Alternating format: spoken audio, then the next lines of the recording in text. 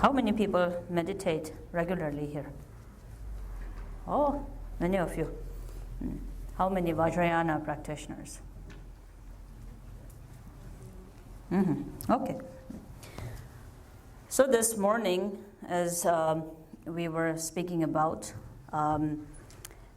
certain instructions within the first earning of the Wheel of Dharma, whether it is 12 interdependent origination, Four Noble Truth, any topic that we might pick up, such as 3 main truth or marks of human life, of life and existence within samsara, that one can take out. And similarly with anything, whether it is paramitas, whether it is Four Noble Truth, whether it is any instructions that may be there, or form and formless meditation, and taking that as the ability to bring about a deepened awareness and integrating, allowing the awareness to integrate practice and daily life together. And that it requires for each one to develop the ability to not only confine one's own individual practice to the cushion, but to really deepen that understanding in the form of relating to everyday experience.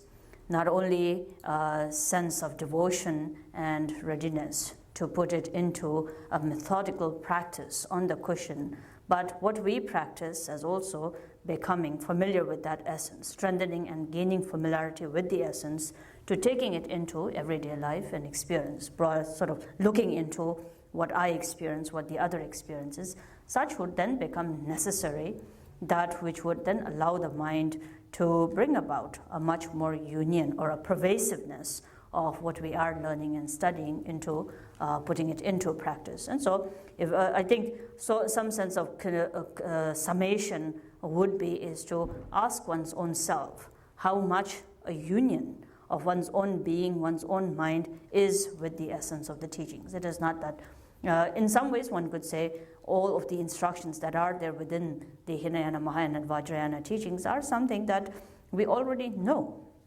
It is that quality that we are talking about, which is intrinsic in one's own self. Also, one is endowed with the common sense to know negative actions, although someone as an enlightened bodhisattva is kind in enumerating all those teachings. But again, we could say, I did not know how to classify and enumerate this under such a classification, but in terms of knowing what these qualities are, what these negativities or tendencies, defilements are, we have enough common sense to know what they are. And so what the teachings talk about is nothing separate of one's own life and experience. We forget, or driven by our own different habitual tendencies, we deviate from our natural primordial ground, and from that one may forget, one may not be aware of these qualities that need to be cultivated and the negativities that need to be abandoned. But on the other hand, also deepened sense of awareness was, oh yes, this is something that I am familiar with. It is something that is being talked about as what I experience at all times. So the cushion, the meditation, the formal meditations and practices, whether they are Utpatti Sampanna Krama or creation, completion stages of practices, whether they are Shamatha Vipassana, Trekchö, or Togel, or any other kinds of meditation, Mahayana teachings or Hinayana practices, whatever it may be, one is relating to these practices as methods, skillful methods that allow the mind to gain understanding of those qualities and to become familiar of those qualities that are intrinsic of one's own self, brilliant qualities of one's own primordial nature of mind. And so in that way also, familiarity, a sense of disciplining body, speech, and mind through meditation that allows oneself to become aware of the causes and conditions that bring about habitual tendencies, the kleshas or the discursiveness, defilements that are there within one's own mind. And so in that same way, contemplating and again examining, hearing the teachings, studying them, examining them becomes essential so as to give oneself sense of familiarity. And so each moment we talk about that. At each moment there is a fresh start that you can always work between making this choice or that choice. Each breath, each moment as you go into, you can always work in accordance to transforming that moment into something good. You could transform this moment into basic sanity, basic awareness, genuine goodness, good intention, benefiting other sentient beings. You could choose to remain silent. You could choose to not create anything. You could choose to create something that is of happiness or cause of some goodness to oneself and the others. And also the other choice that we often make is of distraction, not knowing, same habitual familiar ways of doing things.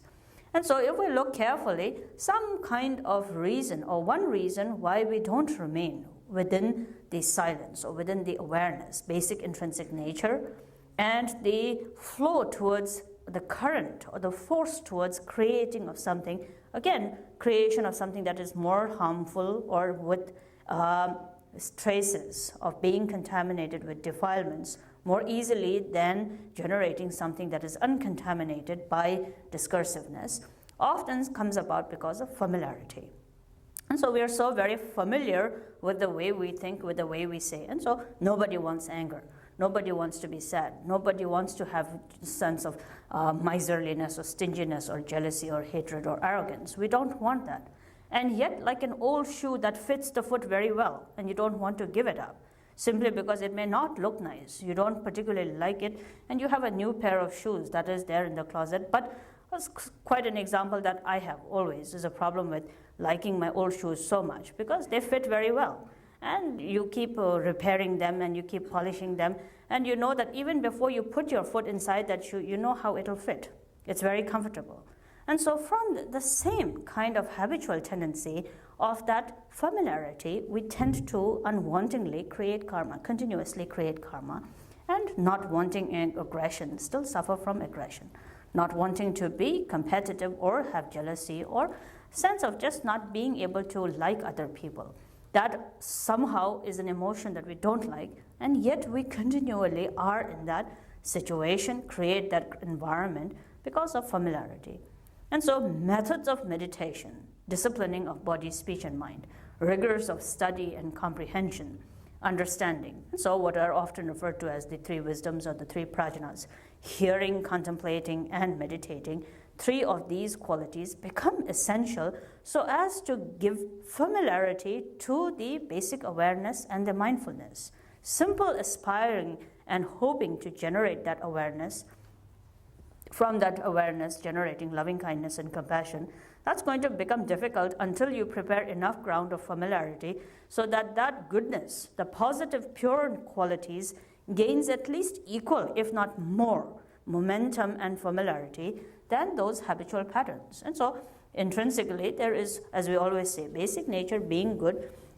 Most of us don't want to be angry. Most of us do not want to spend our entire life in bitterness, in unhappiness, creating unhappiness for oneself.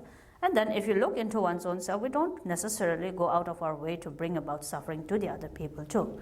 But you say something and you never knew you could say things like that. You think of emotions and generate thoughts that are harmful to the others. And one sometimes sits down and thinks one never intended to do that. One knows there is difficulty or harm that one has brought about in the lives of the other people.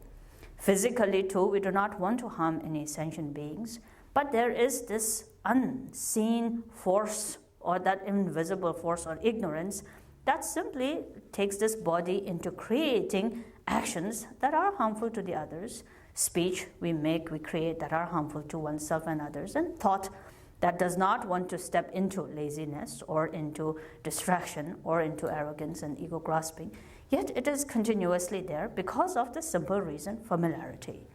And so in that way, mindfulness, awareness, any positive qualities that needs to become strong needs to be first based upon or have the foundation of familiarity. You need to become familiar with silence. You need to familiarize yourself with bringing mindfulness to the body, mindfulness of speech, mindfulness to mind. From that, methods of practices have arisen where shamatha vipassana practices, or even the various postures and practices that are there within Trekchö and Tögal meditations. Just the entire focus of meditation in disciplining the body comes about so that the body becomes a structure, a foundation of gaining familiarity. The body becomes assisting of that familiarity of mindfulness and awareness, that there is enough disciplining in the body to become a fertile ground of mindfulness. Likewise, mantras and recitations, aspirations and supplications become reminders of the speech, so that the speech is pulled from the ground of familiarity with habitual patterns into a space of silence. But more than this silence, it is the speech that we are more attracted to. So it's a skillful method of bringing in incantations and different kinds of recitations that transform the habitual tendency to like sound and to be attracted towards the sound in a way that is much more mindful. Otherwise, silence is the best. As many of you raised your hands in Vajrayana practices, then you might be familiar with many of the Trekchö and the Tögal meditations. There are several of you who have been very fortunate in receiving these teachings. For example, throughout the Buddhist path of practices, we begin with innumerable number of practices. And those who are familiar with shamatha vipassana, especially resting and analytical meditation, you will find hundreds of methods of analysis, hundreds of methods of resting. You build. There's a whole process in your life, especially if you're beginning to meditate. You have a very interesting journey ahead of you. And that there are hundreds of methods of creating. You create the mountains of offerings, the mountains of visualizations, the elaborate deities, not only a single deity, but a whole lineage full of deities of different manifestations, referring to their inner essence, absolute essence, secret essence, outer essence. You analyze this, you analyze that. And there are all these different kinds of methods that become some sense of a mathematical way of looking at it. Is from that basic zero, ground zero, you begin to build up hundreds and thousands of different analyses and visualizations, and it ends with another zero. And so you go through that whole process and ultimately end up in being able to see the empty nature or just the absolute true nature of everything that you've created, so as to train the mind in the understanding of how creative we are, and how that creativity arises from within one's own self. Anger is a creation of our own mind. So likewise, whether it is passion, aggression, or hatred, or ego grasping, everything that's delightful, that's what we are constantly succumbing to, is a creation of one's own mind. But then in the beginning, we begin to say, how can it be just me who is responsible for the creation of all these manifold good things and negative things? And by process of meditation, we begin to learn. You begin to learn the processing of production, quality of production that the mind is endowed with. You also begin to see how grand and colorful that production can be. And you also begin to see how very stuck up you can be with that creation that you've generated. And a good example is deities and devotion. If you look, one way of looking at it, of all the diverse explanations that are there, one way of seeing it is we often come up with the understanding in the beginning, question about how is it that we are creating these generations of deities. You visualize the expanse of space, and from that space arises this magnificent 5-branched tree. And 5 branches are endowed with all these lineage masters. And then if it is not so elaborate, just a single deity would be also possible. And people complain about not feeling connected to this kind of a visualization. What's the purpose of this? How can I prostrate to that? What can I feel? There is no heart connection to what is happening, and so on and so forth. And some have genuine resistance towards visualization. Some have extreme attachment. Again, that's also another story. But on the other hand, eventually, as you begin to progress on the path of Vajrayana, especially visualization meditation, one thing we begin to find is gradually you begin to, again, become more and more involved with that what you thought never was possible. Years that you spend in having a skeptic view about visualization of deities and generation of devotion to the deities is actually going to be a much more easier process than the other part of the process, which is going to ask you to understand the empty nature of that deity. At that time, you're going to have much more difficulty, and we do experience that as Vajrayana meditators. Otherwise, we would have never had the wars of the different schools of Buddhism had it not been for our great affinity to the deities we love so much. So, isn't it? And so wars and debates and great arguments and all these dispersions of Sakya, Gelug, Kagyu, Nyingma, and that teacher and this teacher, my lineage and your lineage, how did that come about? Is we became very attached to that form, a form that you had skeptic views about. And in that way, again, the same thing is where Buddhism is said to be a non-theistic philosophy, but our view of non-theism can be also very complicated.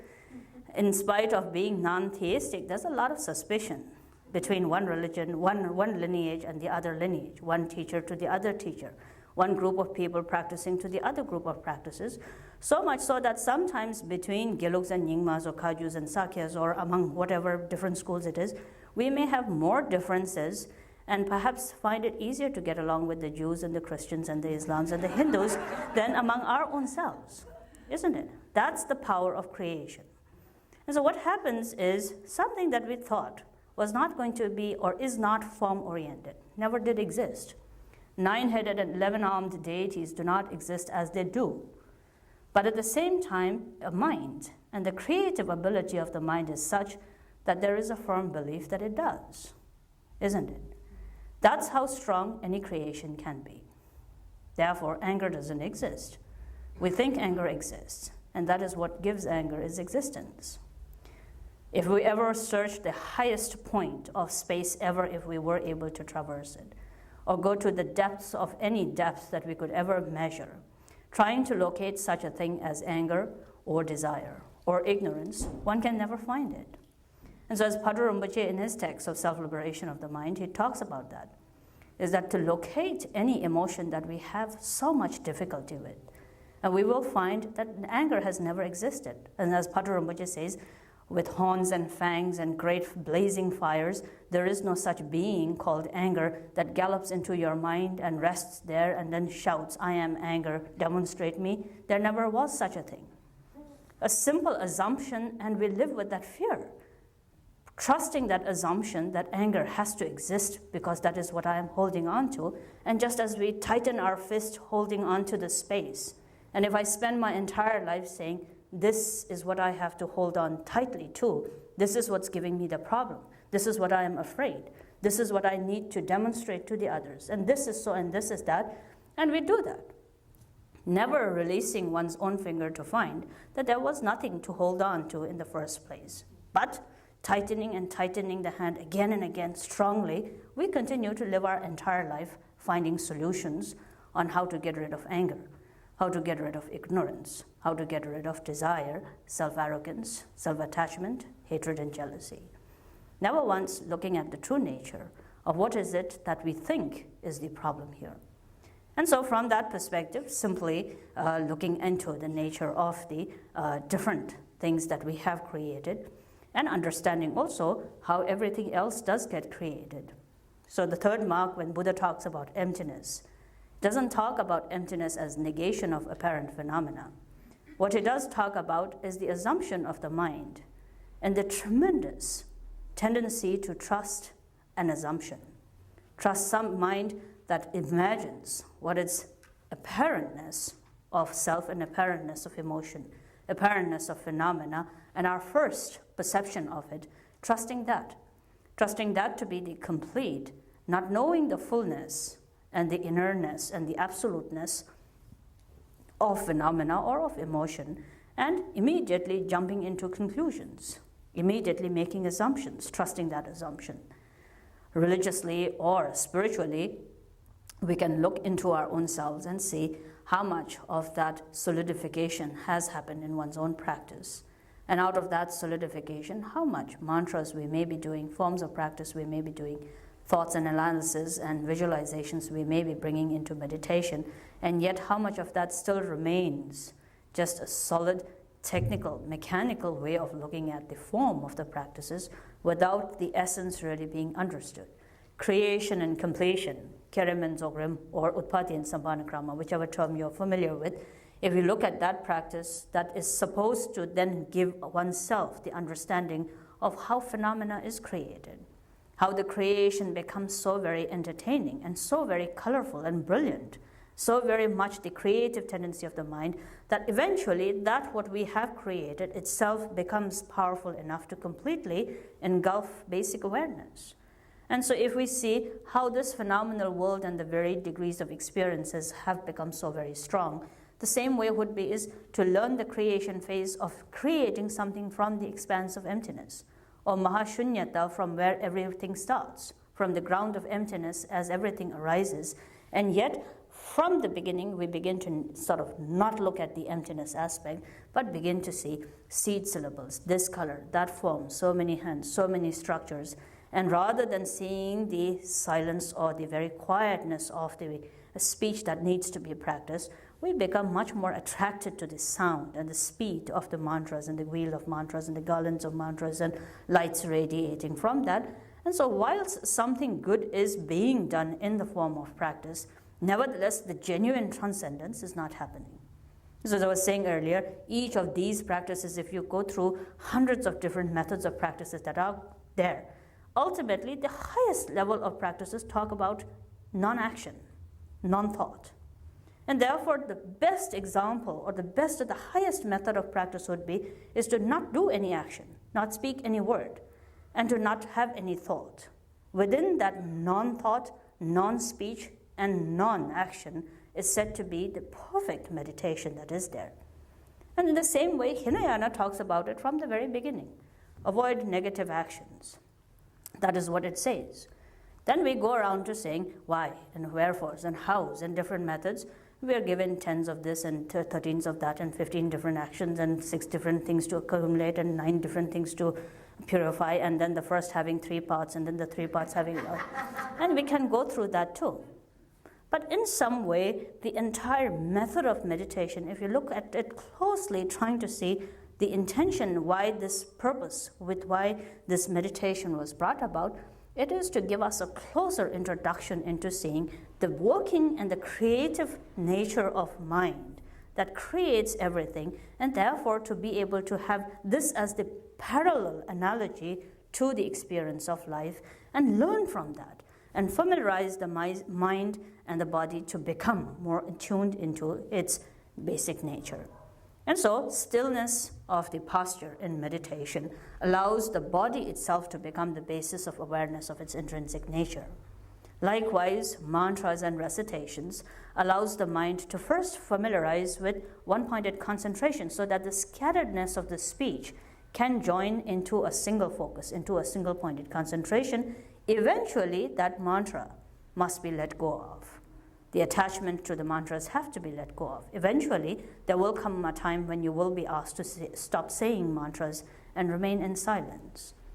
And so it is in a way of looking at it saying, rather than saying, let go of the attachment to hundreds and thousands of different kinds of speech, first combine all the speech into a single mantra and then allow that mantra to be let go of, is a method of gathering all the distractions of the sounds into a single sound. And that single sound eventually dissolving into its own nature of silence.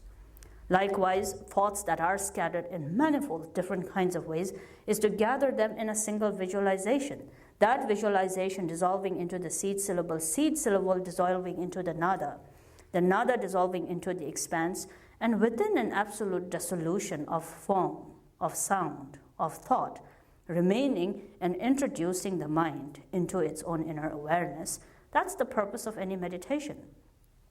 Even in analytical meditation, researching and searching through different methods, reaching the ground of emptiness, that is what is talked about, as in Madhyamika, or any of the philosophical ways of analyzing, especially Trekchö meditation, whether it is 3 stages of the mind, arising, abiding, ceasing stages of the mind, and the examination with it, or Vipassana meditation, which is again quite similar to it, whether it is taking the form as the basis of concentration and going into analysis, or whatever different methods that may be used.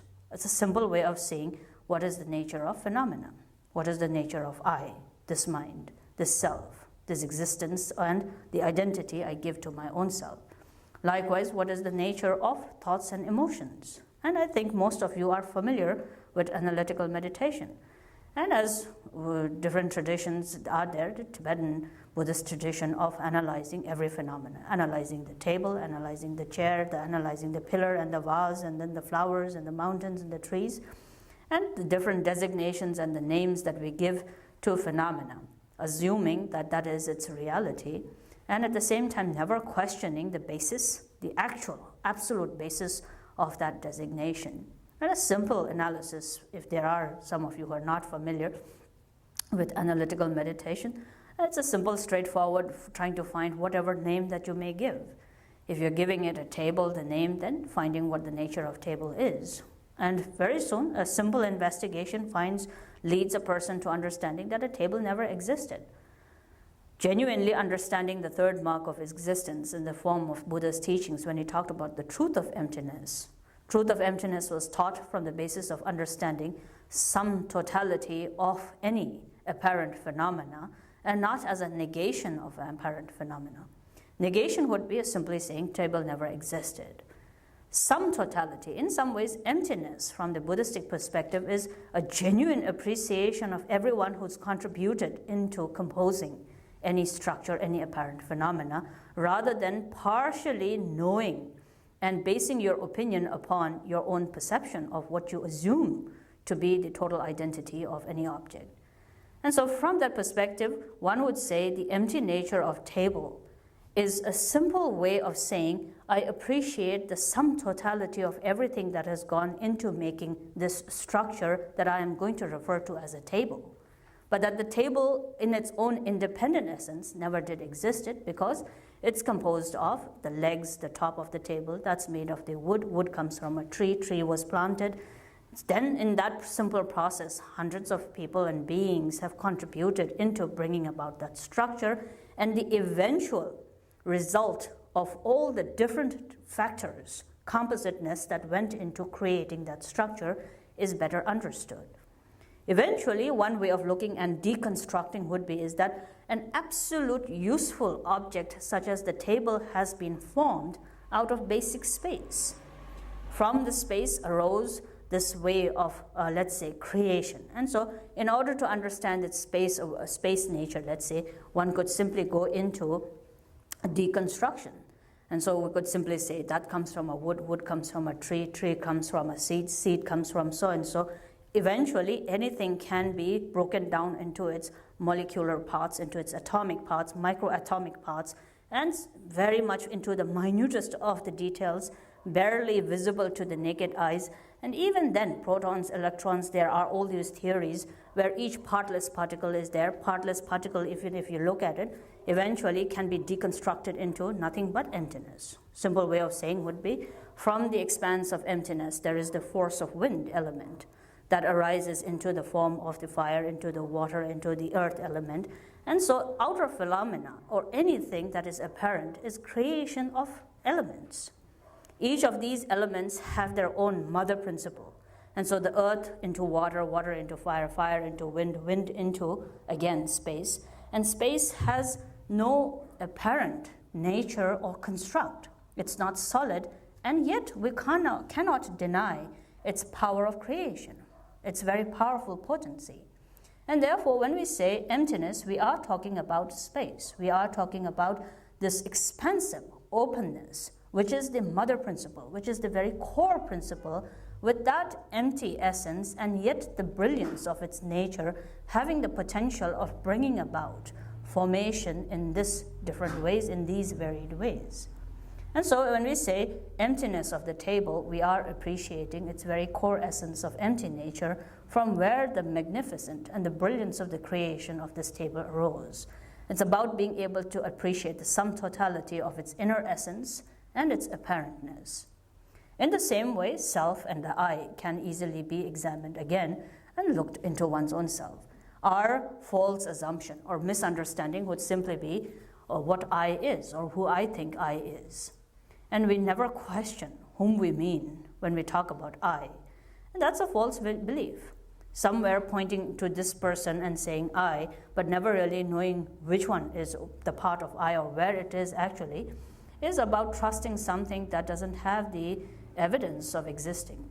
So we take great pride in saying, I think it's not so much a problem mainly in the Nyingma centers, the Nyingma and the Kagyu centers, but if you know some of my good friends from the Shambhala group probably, then I tease them a lot about this is good people. But probably you also have the same problem, is that people who take long periods of time to take refuge. For example, I know of some good friends of mine who take 15 years before they take refuge, another 10 years before they take refuge. And Khandro, you begin to take when you are 75, 80. So that's I always tease them about it. Oh, good quality of that. The positive side of it is, Yes, you take a long time in preparing for it, and you're committing to something only when you're absolutely ready for it. But for a Tibetan mind, it becomes difficult to understand when you say, you take 15 years to take refuge. We never knew we took refuge most of the time. Isn't it? Probably before Rinpoche has told us to say mommy and daddy, probably they'd given us refuge already. But again, on the other hand, well, that is a good thing. In some ways, we take also, it's seen as a good quality to really commit to something only after you know what it is about. And then if not that, then we all take time into trusting teachers. For example, we do a lot of research and see whether this matches with me or doesn't match with me, or how I feel about it, and so on and so forth. So we go through the rigors of trying to trust something that really has sound basis of confidence in it. And marriage and partners that we find in life, also you try and test and see different ways before you can place your trust.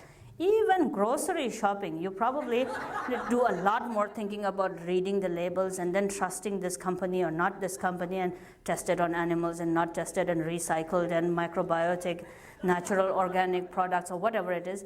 But when it comes to trusting something that never existed, such as the I, we never question it, isn't it? Entire life goes saying I, me, mine, yours and mine, but never really sitting down into seeing what is it made up of? What's the composition factor? Whom do we actually mean? It is not that it is simply being referred to as an I. We are actually creating a lot of problems for ourselves and the others. Aggression or any kind of suffering and pain, different kinds of difficulties that you and I experience in different lives seemingly comes from that self-grasping. Fear and hope, expectations, all the different kinds of restlessness and agitations come from that too. And in the text, if we are learning about selflessness, then again, it becomes essential to look into a deeper awareness or deepened sort of analysis to be able to really refer to the necessary analysis of examining what the nature of I is. And so texts go through the simple, especially the philosophical, analytical meditations, go through explanations which requires a meditator to really look into and see, where is I? Is I outside in an object, or is I inside of my body?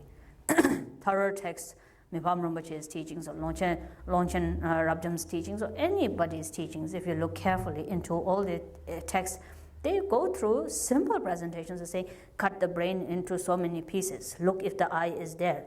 Cut the heart into so many pieces. Look into the aorta and see if the eye is there. Look into the valve and see if there is the eye. Look into the kidneys, the spleen, the appendix, the intestines, wherever it may be that you might think I exist in some form in reality. Examine and lead the examined to such a thorough investigation until comes a confidence of genuinely knowing I never existed. That I, the one that we refer to, can be seen as the culmination of compositeness of many structures, and most importantly, the mental consciousness. But at the same time, in terms of having trusted it as being an entity, having form, shape, color, some kind of an identity and a permanence, it never was. And therefore, what is the difference between this person and a mad person? A person who is completely deluded. What does a deluded person, those who we lock up in the asylums, do? They're mainly, one of the main problems that they seem to have is they're always either afraid or excited about something that we think never existed. So we have, when many people come and then we think that they are mad, then we sometimes see them terribly afraid of something. And we keep telling them, you need to see a doctor. There isn't anyone. And we shake this person up and say, see, there is nothing. There's nothing in front of you. You're deluded. You're having hallucinations at this time. And so what's the difference between that person and this person? Isn't it? And so in that way, if we look at what the texts mean when they talk about illusory nature, when they talk about delusions, defilements that are creating or that are leading a person into delusion, then it is simply allowing something that never really existed to become strong enough to influence basic sanity and basic awareness. And so examining carefully outwardly within the phenomena, as well as inwardly within one's own mind, And particularly in this context, if we are talking about emotions, then looking at the nature of emotions, looking at the nature of I, self, or the phenomena is what we do. But likewise, take the examination also into seeing the empty nature of all the emotions that we are working with. What is the nature of the true nature of ignorance? And so, other than our assumption that there is such a thing as ignorance, ignorance doesn't have a form, doesn't have a color, doesn't have shape, doesn't have any kind of evidence of existence. And so somewhere in the mental continuum, there is an assumption that vague feelings or those different kinds of emotional displays that are occurring, that is what we are all going to agree in calling it ignorance. Based upon that grasping to the notion that ignorance exists at some level, we give power to the display that arises as the display of ignorance. Similarly, aggression doesn't exist. Aggression, as Bhattara Rinpoche says, doesn't have horns and fangs, isn't violent. We spend an entire lifetime assuming the existence of that expression called anger, and we hold on to it tight. Our grasping and attachment to the assumption that at some level an emotion called anger exists gives anger its reality. And the power of display and manifestations that again goes further in confirming our apprehension that anger did exist because we play with it. In the same way, desire, hatred, jealousy, and arrogance also has no existence. If one looks carefully, neither in the external phenomena nor in the inner self, existence of these emotions can be posited. And yet, without the ability to recognize what its true nature is, driven by one's own fear and apprehension, and trusting a mental assumption, supposing that they exist, we hold on to it tightly. Holding on, grasping to it tightly, again, feeds in the power of that display, and we begin to again reconfirm our attitude, reconfirm a sense of affirmation of again its existence comes about, and then that more solidifies our apprehension, strengthens our fear, and we begin to get drowned in our own creations. And that then continues to delude the person into believing the existence of the emotions. So the first thing comes into is grasping. Where any thought arises, and if without grasping you allow the thought to be, dissolution of that thought instantly arises. And you have an absolute power at that moment to let it go or to grasp to it and make it strong. And a choice is always there. Choice would always be to let go. The choice that should be made, the basic awareness, strengthening should always be there, where unnecessary suffering is what one wants to be free from. Cause that creates that suffering should be let go of. If we don't find it always possible to easily let that go, then that again comes back to the importance of finding its true nature. That is why analytical meditation has been given. That's why all the various forms of meditation have been given, is that the mind still lacks in the confidence of knowing the true nature, that there is still some theoretical, philosophical understanding of what empty nature of thoughts, emotions, nature of self and phenomena is, but it is a partial belief that's lacking in full confidence. And so because the full confidence is not there, power of familiarity with assuming the existence of emotions and assuming the existence of self and the phenomena still being very strong, weakened understanding of the empty nature. That then again comes back into solidifying everything that we have.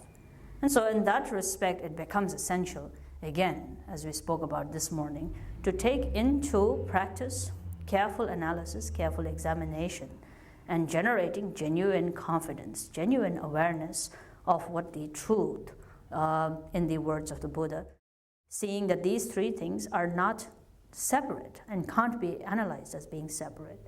In every situation, as you look into the world and our experiences within this world, seeing the suffering and the causes that creates that suffering, seeing the impermanence of everything that arises, and how we tend to hope that it is not impermanent, tend to solidify it. But that solidification, again, is a mental assumption. There never is the possibility of solidifying anything, and how much of everything that we create, that suffering that we tend to evade or tend to avoid, constantly arises with the lacking of understanding of these three essential truths or three essential marks. And so training the mind to really deepen in meditation the understanding of emptiness, understanding of change, impermanence, understanding of suffering. In having meditated and analyzed upon the meaning of these instructions, then in everyday life also taking that into activity, taking that into action, being able to specifically see the appearance or just the creation of immense flavors or immense number of flavors of suffering that are there. Suffering in the midst of laughter. Suffering here again, as a reminder, not necessarily crying over something. Even in the midst of our own happiness, suffering is there. And that kind of suffering would be is where it is laced with, again, some hope, some fear, where it is not authentic, where there is no genuineness of that happiness, and it's much more based upon superficial means which need to protect that moment of happiness. Even that protection of happiness is completely immersed in a sort of fear of losing it, fear of not gaining it, dependent upon other causes and conditions. And so being able to see that within the color and the flavors of different experiences that we go through, again, marks of ignorance that are there. The inability of the mind to see change and transition, and specifically the true empty nature, and therefore how much there is the tendency to grasp, to gain, to bring about attachment, to bring about tendency to solidify, and how this display is carried on at every moment. And so this display of not knowing the true nature, then solidifying, deluded apparentness, not knowing its change and transformation, hope and fear constantly being there, and so seeing this display every time, every moment. Seeing the display in the external world, seeing the display in one's own self, from that, then genuinely being able to come to a point and doing the analysis and observation until, if possible, mind comes to a kind of a complete state of dizziness where the mind truly begins to sense a want of exhaustion, of that rigors of going around the same whirlpool, so to speak, whirlwind that constantly is there.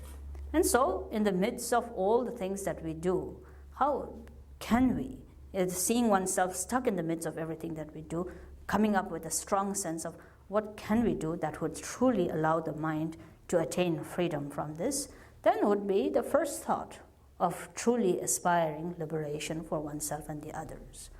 Until that mind really gains the experience of seeing what we create in the form of samsara, a genuine understanding of what samsara is, neither the longing to be free from samsara doesn't really come about. Part reason why we are not enlightened is because we are in no hurry to attain it, isn't it? Truthfully speaking, we're all quite okay. We simply want to be assured of the fact that at the end of the line of having enjoyed the pleasures of all the things that are there, that we are guaranteed that there is an enlightenment. But were it to happen at this moment, it would be, would you really want it? Isn't it? So that's one part of it. There are many of us, and I often mention another student who studied with our teachers, and a very dedicated person, and not a monk or not a Tibetan. But one thing that we all were deeply inspired by was the very efficiency that he brought into receiving teachings from all our teachers, and all of the trokus and monks and nuns who would receive instructions from our teachers. And we would sort of take our time, the Tibetan way of doing things. And this one, very particular, Japanese, so very particular about doing things. And if Rinpoche said, do this, he would go back and really do it. We would try it for some time, and tomorrow if the question was asked, we'd all start counting the knots on the carpet. But that's the Tibetan style. But then Westerners, especially when they began to first receive teachings as we were growing up as children, one thing that always impressed us was their diligence. And so if Rinpoche or any one of the instructions required a person to sit in a certain posture on the top of a hill, one could be assured that the Tibetans wouldn't be doing it. I would try to do it in a little bit of a way, look at one another and laugh and giggle and finish, but you would have these Westerners, and especially this person, really sitting on top of a hill, no matter what was happening, and try to do that posture. Then the next day, when the teachers would ask us what happened or what kind of experience we had, then we would all be sort of pretending we didn't hear or hoping that someone else would be caught in that situation. But this person would come back and say exactly what was going to come into the next pages. If something was to be seen in black and blue color, he would say it is black and blue in color. If it is spherical, round, and swirling, he would say spherical, round, and swirling. We knew because we could read the text, but this person couldn't read the text. It was because of his own practice. But one thing, through the 15 years or so that he studied, one thing that always became his biggest obstacle was he was terrified that something would go right and he would get enlightened, because he had this very difficult to get job in a very high position. I think he was somewhere in the government of some kind, but a position that he really had worked hard and studied hard for. And his greatest fear was, if I attain enlightenment, will I become able to go back to my job? Isn't it? And that was what was not our problem so much. But I think it's a good example. I tease him about it quite often. But it's a good example, I think, in terms of what we think of enlightenment as. So if we choose to really look into one's own self, part reason why that genuine enlightenment is not happening is we want to have our cake and eat it too. I think there's a saying that you have, is that we want to taste the full pleasure of defilements. We don't like anger or aggression, but when time is necessary, then we like the display of anger. That's why in the modern world, the idea of becoming a bodhisattva is much more likable than the idea of enlightenment, especially in Madhyamika classes. And when we go through the philosophies of total exhaustion of duality, we have people who get up and cry and say about, then what happens to all the sentient beings? If I attain enlightenment, that seems like a very selfish thing, because then all sentient beings are still suffering. And it becomes very difficult to tell this person that doesn't matter. You go ahead. You do this exhaustion, the beings will be taken care of. In that exhaustion, everything does get exhausted. But again, it clearly shows mind pattern that we have of wanting to achieve that state of realization and understanding where we are not accountable for our own actions. We want to be in a safe spot, but really do not want to let go of the displays. So you want to come back as an enlightened person telling people you're doing things the wrong way, isn't it? So be able to come back and bandage, nurse the wounds, and sort of tell people, you're ignorant. This is the way to do it. That's not the way to do it. So a sense of restructuring everyone's life and yet not being held accountable for all the lives you mess up with, isn't it? That's the kind of enlightenment we often envision, and therefore nothing happens. In that way, the genuine exhaustion of one's own grasping tendencies to the flavors of one's own creation is not there. So we have a different set of rules in most of our practices, and because of that, we take a leap forward in wanting to overcome emotions, afflictive emotions, anger, aggression, or whatever it may be, and on the other hand, still go backwards, retreating and saying, if it is necessary for me to use those anger and emotions and different kinds of defilements, but we say with bodhicitta. So when we talk about, again, being kind to a person, not being angry to a person, listen to sometimes what we talk about is the basic awareness of being able to use aggression in an effective way. And we often talk about it, isn't it?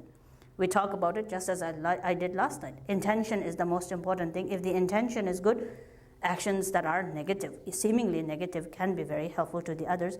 Everyone is delighted by that answer most often times, isn't it? And in some ways it is true. And one can't say it is not true because experientially within the text we learn about it, and it is true too. But what it does feed in is a sense of consolation, is that I can hold on to partial anger and not be held responsible for it as long as my intention is true. But how can we be sure that the intention is true? Most of our intentions are not, simply because we don't know the fullness of the situation, and it is often contaminated with ignorance. And yet, not knowing, not concentrating on the depth of what pure intention means, we focus on the leeway we get in demonstrating our anger.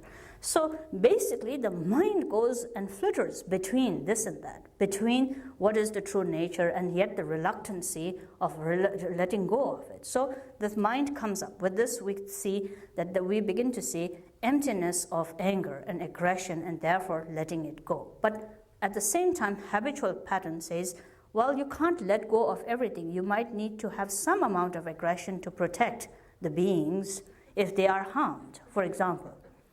And ego can survive on anything.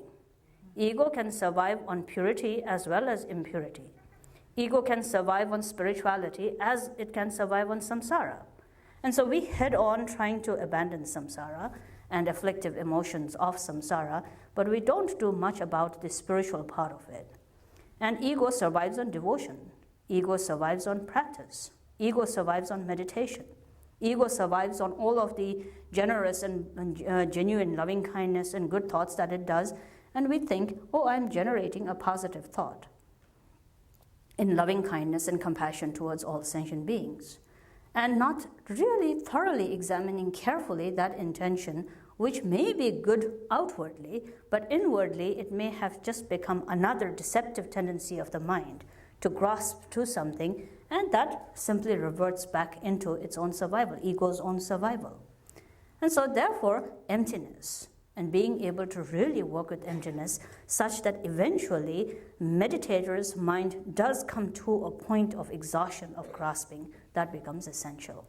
And so from that perspective, Hinayana, which talks about suffering and the necessity to abandon causes, karma, that creates suffering, becomes important part.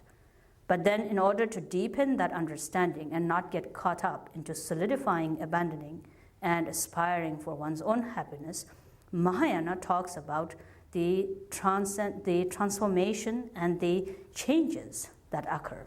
And therefore, through the skillful method of generating antidotes, or the opposite of negative qualities, and basically we're talking about generating loving kindness and compassion, developing all the opposite, purer qualities so that one can change and transform the mind from not only abandoning, but a bigger and a much more vaster perspective can be understood. And so it talks about change. Mahayana specifically emphasizes change, impermanence, transformation. Change and transformation that all sentient beings go through. Generating kindness and compassion, seeing the ignorance that then is there in the mind streams of all the sentient beings, suffering that arises from the cause of ignorance, and then wanting to change that into something that is positive, that is emphasized. But then the absolute important quality of transcendence, of letting go, of truly understanding the empty nature of the Vajrayana teachings come about, Madhyamika teachings, Vajrayana teachings come about, such that knowing that as much generation of goodness, as much abandoning of negativities that we may try to put into practice, until the root is completely let go of, deceptive tendencies of deluding one's own self and the continued sustenance of the ego-grasping mind can be happening at all times without our knowing. And therefore, some part of change and transformation and abandoning of negativities may be happening, but in order to truly bring about genuine compassion, in order to truly benefit all sentient beings and absolutely attain realization, understanding the genuine nature of things as they are becomes essential. And so the emptiness and understanding the empty nature, particularly in relating to one's own emotions, and seeing the delusion with which we grasp and hold on to simple empty words and designations becomes essential. So that when the mind truly is able to look, and in this context, taking any of the negative emotions, familiarizing the mind with seeing how we grasp to something that doesn't exist. And therefore, may I be able to truly end that grasping, that stronghold that is there, and from that be able to realize the genuine wish to be free from the ignorance. And so when we talk about revulsion to samsara, or renunciation from the various distractions of samsara and mundane activities or distractive activities, we are talking about that confidence that arises from the mind of a meditator who thoroughly analyzes and sees the mark of ignorance that is there in our own lives. It's not about running away from a certain situation and changing outwardly to become a person who has renunciated the world, but it's about having a first-hand experience in knowing the immense confusion that we unnecessarily create, and guarding the mind and developing a strong sense of, may I be able to protect and guard the mind from again and again not succumbing into that whirlpool, into that creation of immense grasping, immense confusion, that then in that aspiration of wanting happiness is not able to create that ground of happiness. So if I am going to gain something from my meditation, it is going to be essential that I do develop a thorough understanding of how easily confusion is created. Ignorance manifests in the creation of so many different emotions that I grasp to so much. If I am going to help sentient beings, then too, mind needs to become more guarded, more protected with awareness and mindfulness. And awareness and mindfulness that becomes necessary simply because one has the direct experience of seeing how easily that confusion comes about, without any intention. No intention to harm another sentient being, but simply because of being caught in that not knowing the true nature, not knowing the changes and transformation, not knowing the causes of ignorance that bring about suffering, and therefore wanting something but never really formulating, never really creating the causes that generates that awareness. And so in that way, connecting it to the text that I was going to do here, then simply the mind, as the text begins, here it says, the text is intended for a person who then takes the leap into the practices of the teachings. And so a very simple text, as I said, or in simple English translation would be is, what are the qualities that need to be developed by a person who teaches and a person who practices the Dharma teachings. And so it's a simple text that is usually given as preliminaries in terms of how to find a spiritual teacher and a teacher's instructions on how to trust the qualities of the student entering the path of the practices. But within the context of what we are talking about, we could also simply take it as qualities that are enumerated in here that we could all take into examining of one's own self and seeing how many of those qualities are there that we are truly putting into practice. Simply because for any teaching and any prajna to arise within the mind, that mind of the meditator needs to be able to sustain, needs to be able to contain these instructions. And so if awareness, mindfulness needs to be generated that can truly bring about a sense of benefit to oneself and to the others, it is essential to also be able to become a vessel that retains the prajnas. And so the prajna, the awareness, the wisdom of reflection, wisdom of examination, being able to carry it, then adopting it into one's own life is essential. And so in a simple way, we could say, in order to truly liberate all sentient beings, or in order to truly attain realization, and through that be able to do something good for all the sentient beings, may I truly turn my mind to the Dharma. And so as a meditator, as you rest, generating the motivation of genuinely wishing to benefit all sentient beings, knowing that one creates karma, causes and conditions at all times, wanting happiness for oneself and sentient beings, knowing suffering to arise very easily with one's own ignorance and confusion, and just as much as in-depth understanding of any of the teachings, particularly as we have been speaking about suffering, impermanence, and emptiness, may it arise in one's own mind, so that this mind may truly be able to then bring about benefits to the other sentient beings. Lacking in the understanding of the empty nature and in the transformation and the ignorance that envelops one's own mind, we create innumerable suffering to our own selves and to the others, lives of the other sentient beings. therefore to guard myself from not harming sentient beings. If I am wanting to mingle my meditation into daily life. And what does that mean? That simply means, just as this good person wishes to generate compassion in meditation, may I be able to implement that into my actions. The amount of awareness and mindfulness that I am able to meditate upon and aspire to attain, may I be able to put that into practice in daily life. Everything that I know intellectually and understand to be true and analyze to find it making sense, may I be able to put it into action. When that into action, if these qualities are put into, then that would be genuinely integrating practice into daily life. That would truly be realizing the aspiration to be of benefit to other sentient beings. And so in that way, generating a sense of strong motivation, knowing that in some ways the simplicity of these qualities can arise in one's own mind stream. At the same time, as the text says, many of us are still dependent upon a path of practice. Therefore, in looking at the teachers or receiving instructions from the teachers, may I be able to find a path of practice that will be something that is systematic and sequential, that might make it easier for me to understand the teachings, understand the various essences of the instructions. And so with that intention, one then progresses on the path of meditation. Lochen Dharmashiri, many of you are familiar probably with his works, but one of the greatest scholars and masters of Tibetan Buddhism, and brother to Tedak Lingpa. Some of you have been studying his works, and so you're familiar with many of his works. And one of his simple texts, and then there are some of you who are learning to translate. So I'm going to read some parts in Tibetan. The title of the text is Thambi Chö Chetar Chenyen Jetsul Ji Yige Tordu Pashuk So Song. Thambi Chö Chetar Chenyen Jetsul means, in simple language, it would be how to listen to a teaching and how to teach a teaching.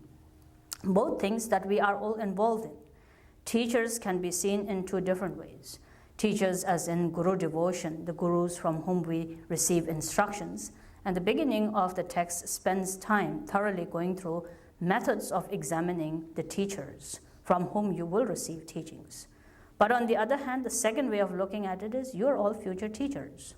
And even if one doesn't sit on a throne and teach, some of you do that, even if not so, in the process of telling some people and giving advice, we always tend to teach one another. And therefore, there is a responsibility that one does have in being able to endow the qualities of the teachings. All the qualities that are enumerated that should be examined before you begin to trust a teacher. That's a subject that's, again, many people talk about, is the understanding of trying to put each one of us into a place where there is less and less time or less and less space to go back and forth with what you like to do. For example, when we talk about the qualities that should be there, we are trying to create less ground for excuses for not doing the same things. For example, a popular thing to say is, do what I say, don't do what I do, is one thing. I don't trust that very much. If someone is going to say something as this, then one might as well read a textbook, isn't it? And therefore, it's a way of being able to give oneself less and less ground of maneuvering with our own excuses. And that's very essential. And so in that same way, just as the teachers need to be thoroughly examined, students need to be thoroughly examined. And that's the main focus of this particular text in the preliminaries. The actual then goes into how to actually integrate practices into daily life. Some part of the text that I am doing here, not going through the whole thing, Swati, Lama Damba Namda, Sanjeta Tenjusamba Tamjela Chatsalo, in the beginning, offering prostrations to one's own teacher, to the Buddhas and the Bodhisattvas. With body, speech, and mind, I offer prostrations. Through the brief presentation of how to actually take the path of practices into one's own life, a brief commentary is being presented here as Lochen Dharmashiri himself has written these words.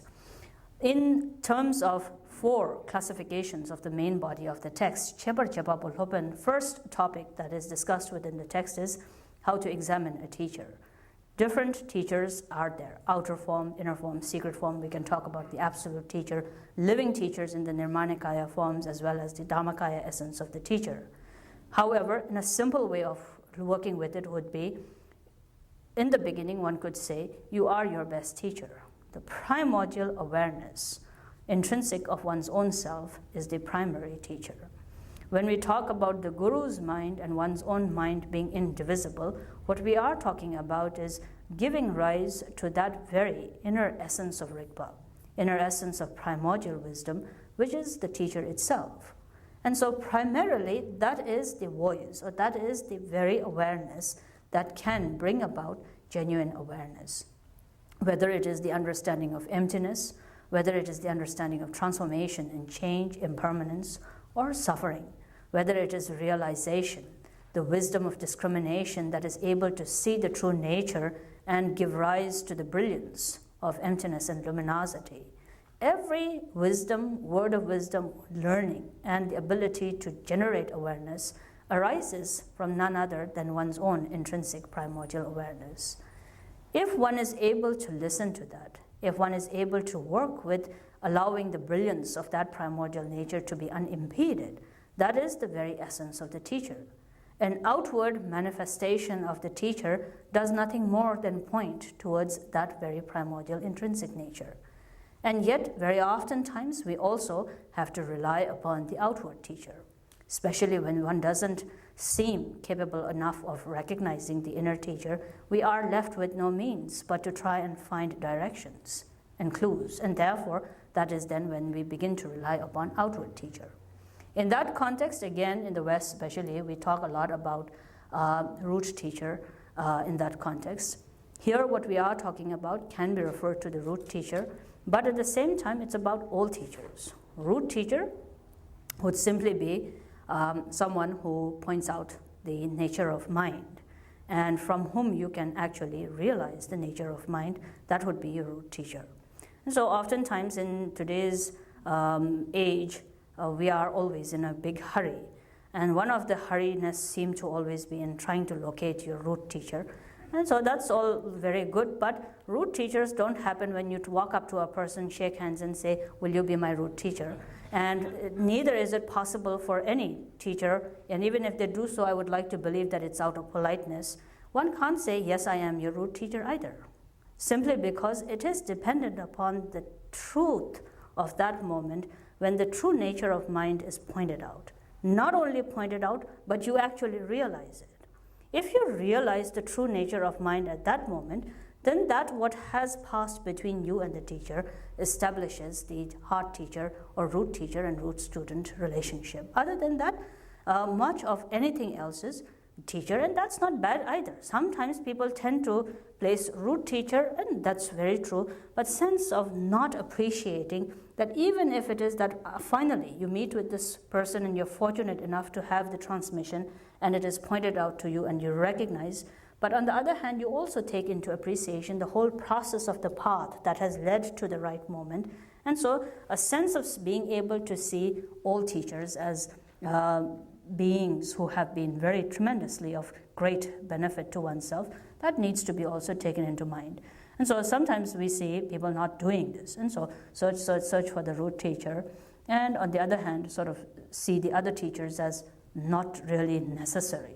That's also not important. So what does happen is the mind pattern of the people tends to become neurotic and chaotic in some ways, where the unceasing search for something happens to be there. One should search for it, but not in that kind of a way.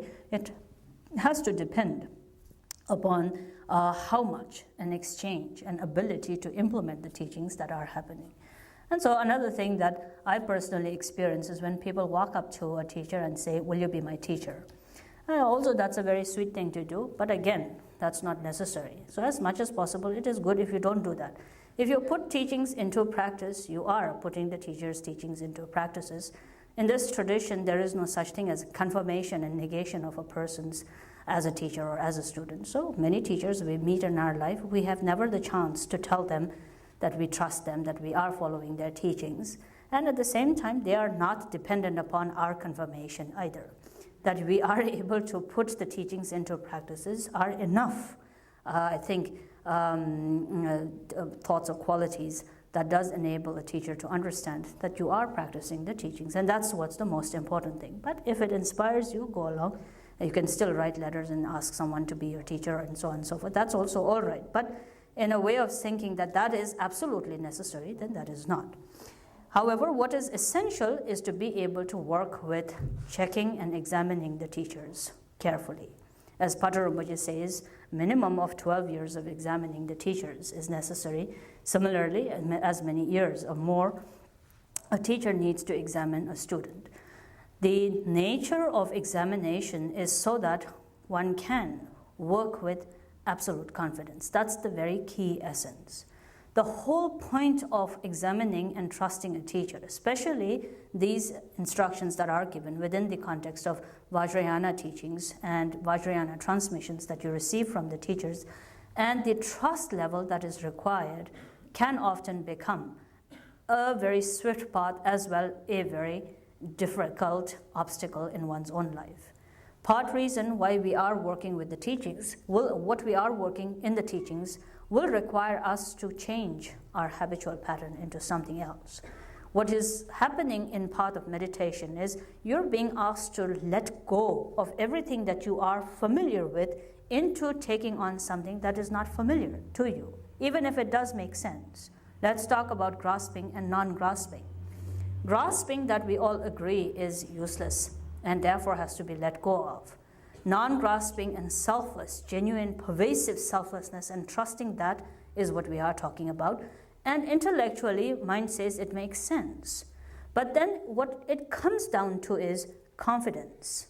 A confidence, an irreversible, unshaken, indestructible, unchanging confidence of moving from that ground of familiarity into a ground that you are not familiar with. For example, if you are walking on the ground, we don't think twice about when we lift our legs and we walk, and when you place your right feet on the ground and you lift your left feet up. You don't hesitate simply because you know that the next moment you're going to place the feet on the ground is going to be there. So you're balancing your entire body on one feet, but at the same time you don't have any difficulty because the trust of the ground being under your feet is always there. If you take that as an example. Then you blindfold yourself and the person asks you to take 3 rounds and then lets you walk. Ground is still there, but you can't see. There's a level of, again, distrust, level of lessened confidence that is there. That's basically what happens also in our practice life, is that we understand theoretically, intellectually, anger, ignorance, grasping to be negative, but again, not knowing the ground we are stepping into when we talk about remaining in egolessness, when we talk about remaining in selflessness, when we are going to have to trust, not being defensive about my own views and ideas and needs. We are working with that situation, which requires tremendous trust and confidence, lacking in which will often prolong and complicate the whole path, as we have been doing so. Abandon the 10 unvirtuous actions, cultivate the 10 virtuous actions. There is no more profound teaching than that within the whole profoundness of 84,000 teachings. If you look carefully, Hinayana and the first instructions of Hinayana, if we look at it, 12 Nidanas, 3 marks of existence, 4 noble truth, nothing can be more profound in that. And in some ways, Prajna Paramita and Tathagata Garbha would never have to be understood or written or taught by the Buddha and then commented upon by numerous scholars and great masters had we first not missed the point of the simplicity of the Four Noble Truths. That's again coming back to the same, lacking in trust, lacking in confidence.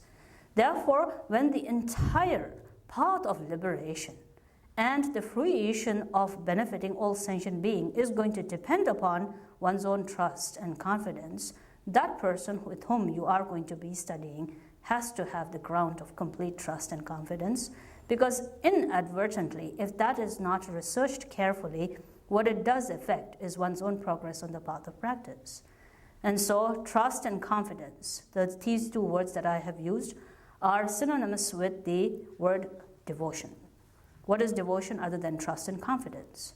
And devotion, to whom you are giving your devotion, why you are generating that devotion or confidence and trust, that has to be completely researched so that when that moment comes, when you are being asked to let go of, you can trust that moment completely to take the lion's leap.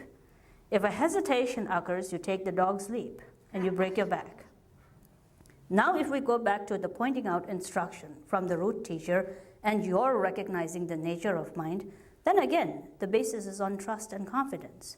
It just so happens that at the right moment when you meet this person who asks you to completely let go of grasping, that which you heard 20 years ago, and every day of your life, every weekend you were hearing let go of grasping, but never really clicked in at that moment. It's a process of thinning down, let's say, of that grasping. It's a deepening of that understanding. But the Guru devotion and the root Guru devotion comes to a point of ripening when at that right moment you can trust and take the lion's leap. When you can absolutely say yes and never have a moment of hesitation, that's when liberation occurs. That's when genuine deconstruction of every sort of solidity that we held to happens at that time. And therefore, in preparation that might occur at that moment, beginning the ground of building trust and confidence, that's the whole purpose of examining a teacher and examining a student carefully, so that what will occur in the future, as that moment of the very final moment of completely letting go, hesitations of any kind need not become the difficulty or the hindrance at that point. And so, with that intention or with that understanding, then, as the text here says, the first one, as we were saying, is being able to examine a teacher completely. Sultan Dabe Lunga Dulwa took the Enzin Shishing, Shirap Tabe Nyorashiwa, Yundin Le Pabel Haba, Chinle Shendun La Lilo Maybe Zundru Dan Cheba Cheber Toba Chever Lungi Chushin, Sheji Tun Tini Rab to Tobada, Cheji Sigla Kebe Kala Kamiji Chu Cheba La Toba Maybe Cherab Dan Denshin. Dulja La Zevi is something maber. Dumba La Jungle Maba, the Chu Den Shigos on Chu Den Shigos. First enumeration that is given is Tsulcham Dapa. Moral ethics should be completely pure. Of all the enumerations that are given, the first is said to be Tsulcham Dapa. A teacher must have clear, pure moral ethics or discipline of body, speech, and mind. Second is said to be Lungak Tulwa, or having trained body, speech, and mind, a completely non-arrogant body and speech of a person. Tuk ting en zinji shishing. Mind must be completely immersed in samadhi, or the mind must be genuinely have attained the peacefulness of pure or complete, genuine samadhi. Fourth quality is enumerated as Sherab Taba, or pure wisdom must be there in the mind stream of the teacher. The fifth is then said to be the completion or the presence of a superior knowledge that is far surpassed of ordinary beings. Sixth is then said to be the quality of the activity in a teacher must be beyond all laziness and immersed with dedicated effort and diligence. The seventh quality is said to be that the mind must be enriched with transmissions and must be a person who has the streams of transmissions completely endowed within one's own self. Eighth is then said to be having understood the meaning correctly of all the teachings that one has received and as well as one is teaching. Chejitsigla Keba is the ninth, and that is said to be knowledgeable of the topic that is being taught about. 10th quality is then said to be compassion without partiality should be there for all sentient beings, free of every laziness. These are basically the first 10 qualities that are talked about, first of which was enumerated as moral ethics. Ethics simply would then come into a wide spectrum of practices, but ethics can be in different ways. One simple way of looking at ethics is whatever that person that you are referring to as a teacher and the levels of vows and commitments that that person has taken. If it is a monk or a nun or whoever, a pratimoksha vow holder, renunciate vow holder, it may be, depending upon what level of vow this person has.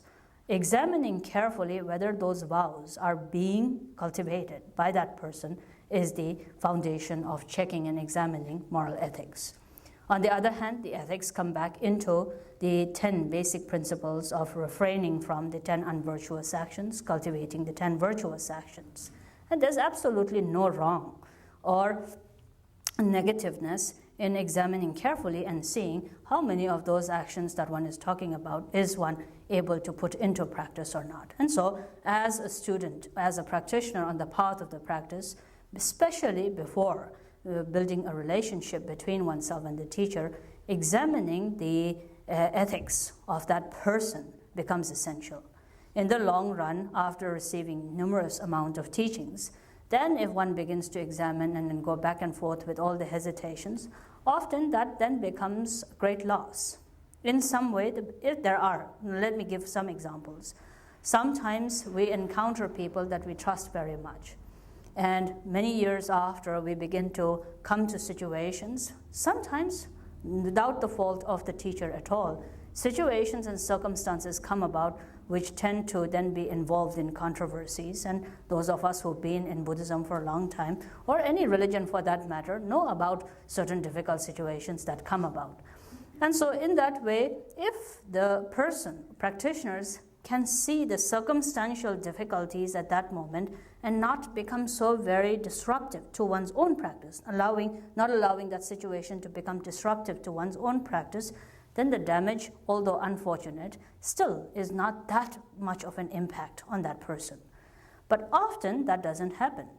And history has it that we hear certain things about people, we see certain situations, unfortunate politics or any kind of situation that comes about, and doubt and hesitation grows in the mind of a person, and that, instead of affecting the mind in a way which sees, oh, the rampantness of ignorance in the human nature of human beings, we begin to see the human fault and blame the Dharma for it, and that affects practices.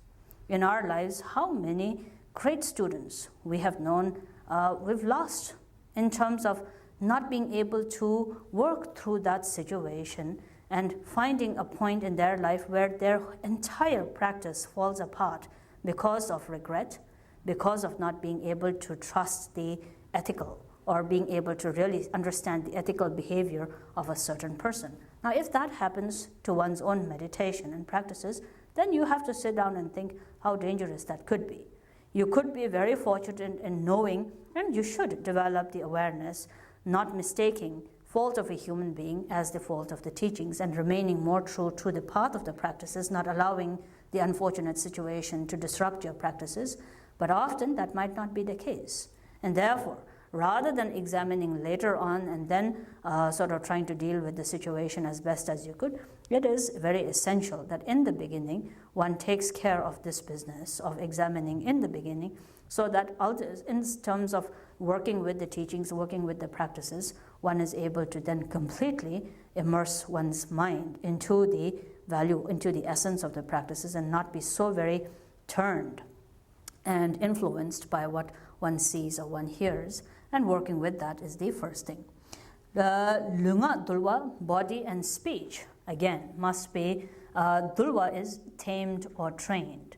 And that's again very essential. People that we relate to as teachers must be able to have tamed speech and tamed body and actions of the body.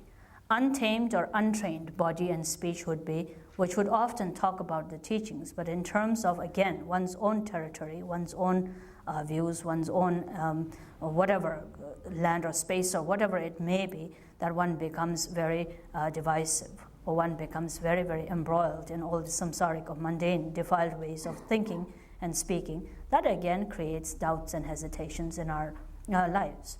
If we look into the great masters that we have met in our lifetimes, and many of you have been fortunate in meeting and receiving instructions from exemplary teachers, therefore it should not be difficult in knowing that at any point in their life, no matter how closely you lived with them, there never was a difference in their attitude or who they were in a shrine room and outside of a shrine room. If you looked at the lives of Karmapa, if you looked at the lives of Khyentse Rinpoche or Mindraling Tejeng Rinpoche, or even those teachers who are alive and who are teaching us at this time you will find that they are the same person inside and outside. That was their greatness. There never seemed to be a public appearance of who they were, and when the people were not looking at them, then that they turned out to be different. That never was, and therefore we never struggled with the idea of having to find what kind of a person they were, because who they were the person everywhere. 24 hours a day, they were the same person.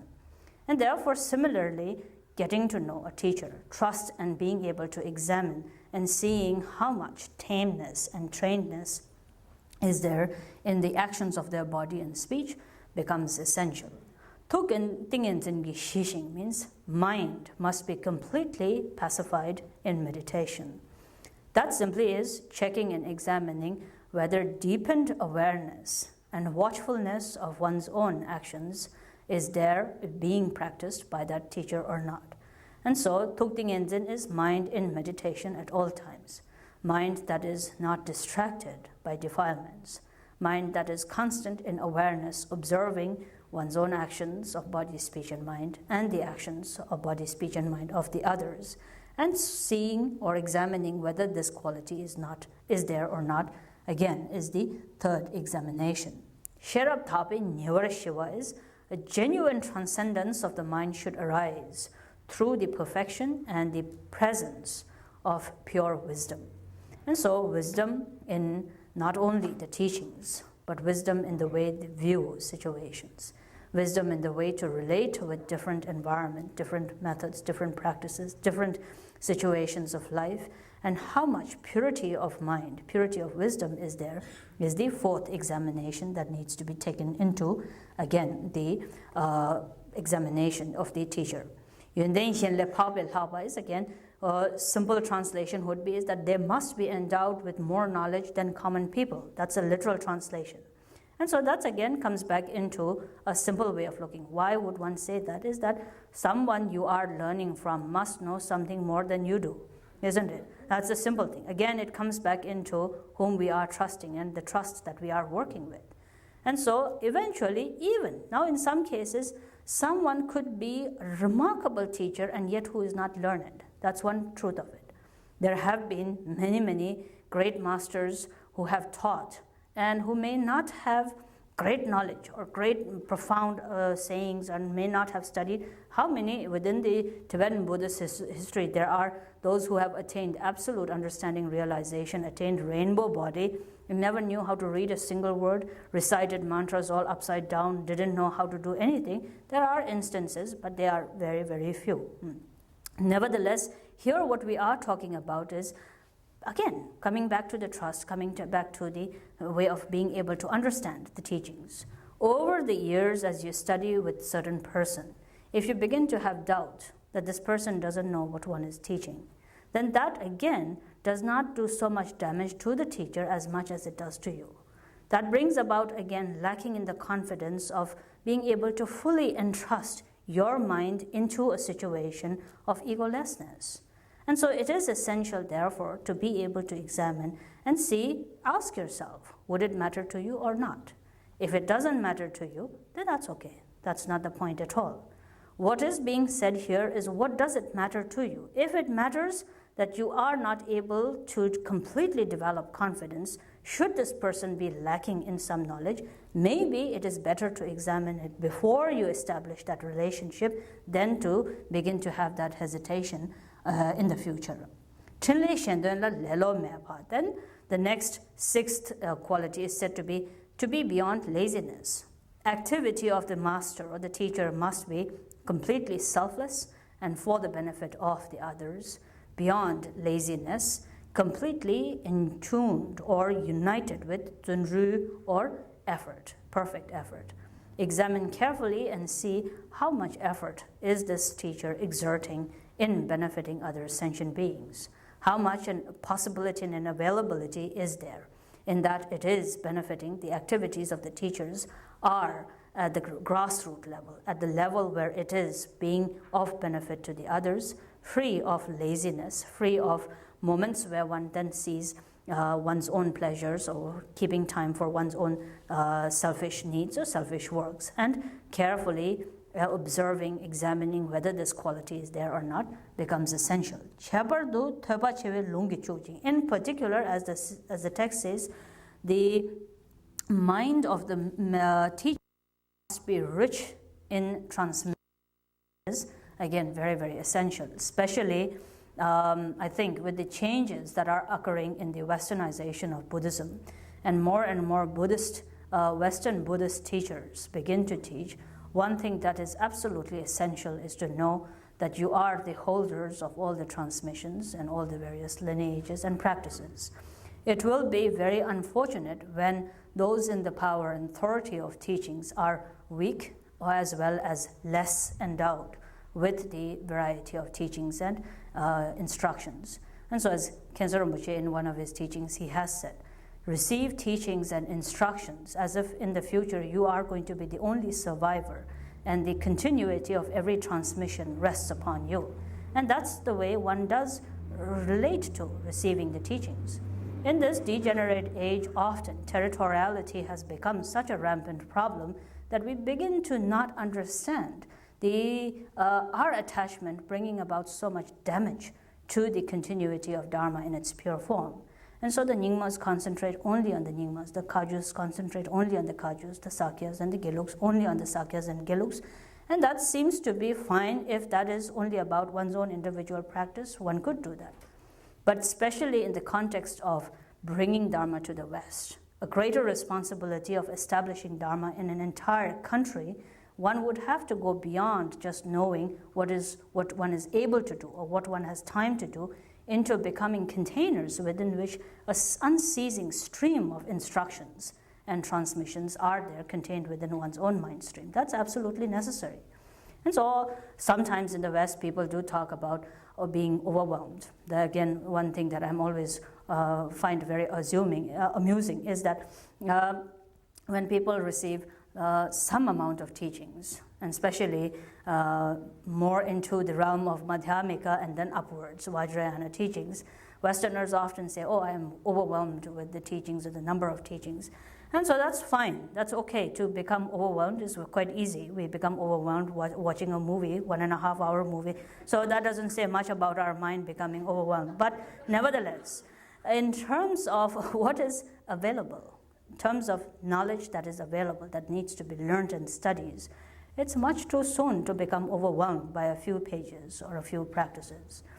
We talk about westernization of Buddhism, bringing Buddhism to the West, almost to the sense of the cup being full of information, whereas that was just a single drop of the ocean of the wealth of teachings that are there.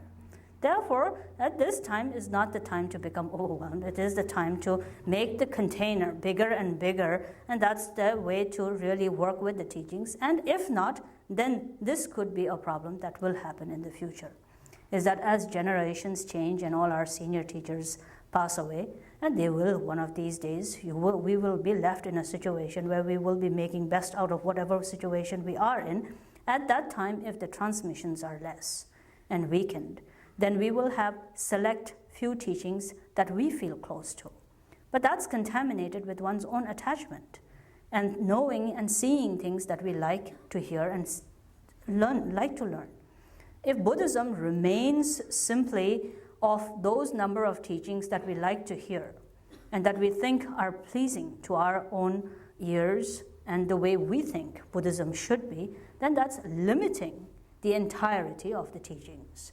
And so where there is no ability to look at the wealth, the whole treasury of the teachings, that becomes very, very dangerous. But on the other hand, here again in the context is from those whom you are listening to, from those teachers that you begin to base your confidence in, must be again resources of all the transmissions, not only of one's own particular lineage and teachings, that everyone does, but of all the other lineages. We hear about instances and we see the life of our great teachers. For example, if we see Lochen Dharmashiri himself, renowned in the 17th century as the son of that time, and one of the most learned masters of the whole of Buddhism, especially for the Nyingmas. If we see, there never was anyone more, I think, whom we should feel grateful to in terms of revival work, in terms of containing the teachings, especially in the Mindroling tradition, than Lochen Dharmashiri.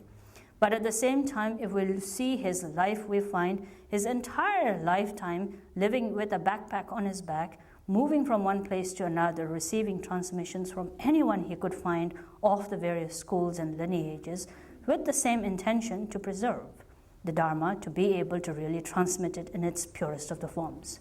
Much more later in our times, we have the remarkable example of Khyentse Rinpoche, the previous, where it is said even in his old age, when he was 80s, he never hesitated to stop on the road anywhere he might be traveling if he ever found any one single person who had a transmission that he didn't have. It was not that he needed more, but it was with the simple intention that if it ever needed to be given to somebody else, he would be the conduit. He would be the method of being able to transmit it. Therefore, with that same intention, it is essential to be able to really see that the mind of the teacher is truly endowed with all the various transmissions in a way that also allows the vastness of the view of the mind of the teacher that better enables the purity of the transmissions to remain intact. Then not only rich in the transmissions that one has received, but also the eighth quality says, having understood the meaning of what one is transmitting, that is also then one of the qualities that we should examine whether or not that is there in the minds of the teacher. And so if that meaning is not understood, again, in the beginning, few times, it's easy to not realize that that is happening. But eventually, if that is the doubt and hesitation, one begins to develop in saying, oh, maybe my teacher doesn't know the meaning of that, whether it is true or not, whether it is one's own observation or not, it often will bring about, again, damaging effects into one's own trust and confidence.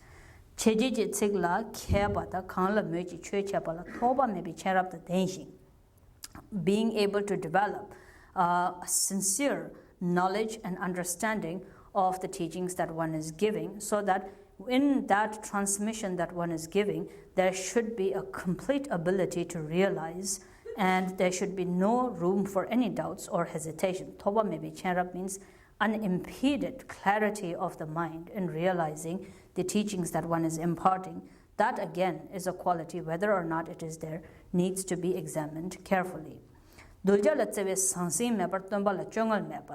10th and the most essential quality is whether or not there is compassion without partiality in the minds of the in the minds of the teacher, and how much or less fabrication and laziness there is in the attitude of the teacher. And so in one of the most essential qualities, one may not be learned, one may not know or have great expansive activities or whatever it may be, foremost quality that anyone should examine whether or not that is there in the minds of the teacher is a genuine, unbiased compassion for all sentient beings.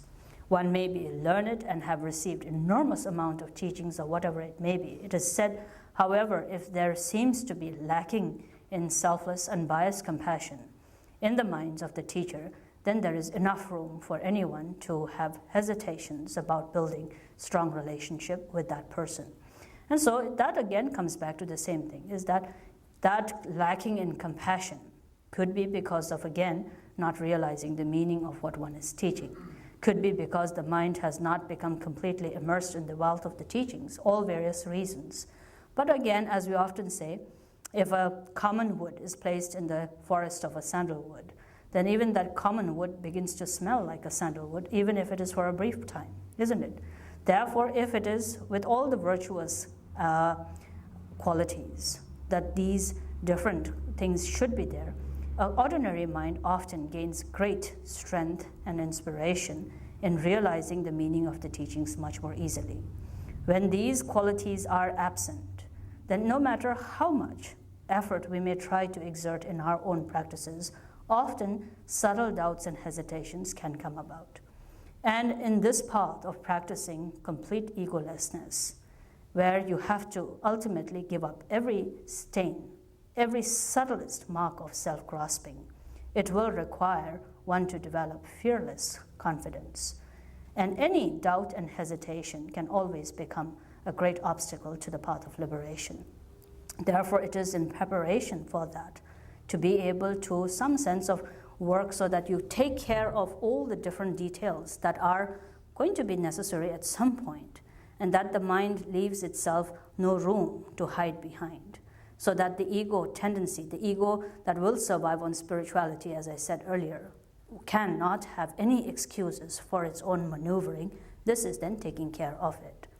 This way, then one goes into several other little examinations that should be carried on, as well as qualities of the students that I will relish in going in detail, but that we can do tomorrow. So I will stop here. So, any questions?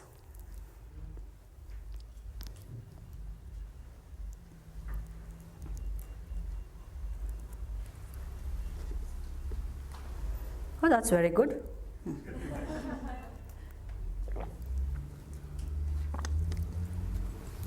Yes.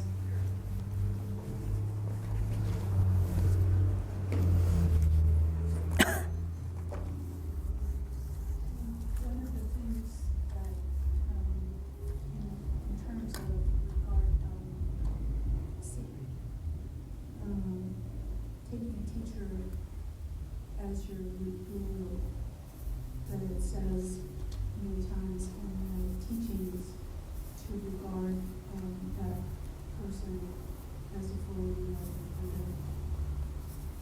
So, where, since we all have many teachers, at what point do you